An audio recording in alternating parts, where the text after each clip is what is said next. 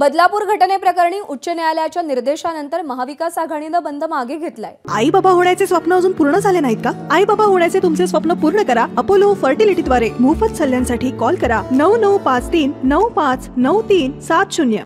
ठाण्यामध्ये मध्य रेल्वे, रिक्षा, बस सेवा सुरळीत सुरू आहे। तसंच ठाणे रेल्वे स्टेशन परिसरात पोलिसांचा मोठा बंदोबस्त तैनात करण्यात आलाय। याचा आढावा घेतलाय हितेश पांचाळ यांनी।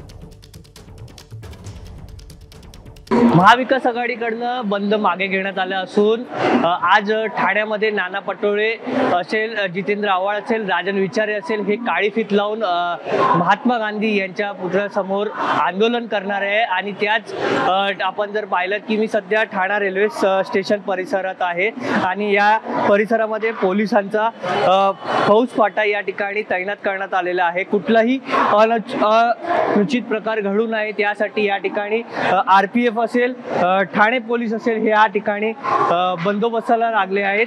रेल्वे आणि बस, रिक्षा सेवा सुरळीतपणे सुरू आहेत आणि या ठिकाणी चाकरमान्या आपापल्या कामावर जाण्यासाठी आता सकाळच्या वेळी निघालेले आपल्याला पाहायला मिळतंय।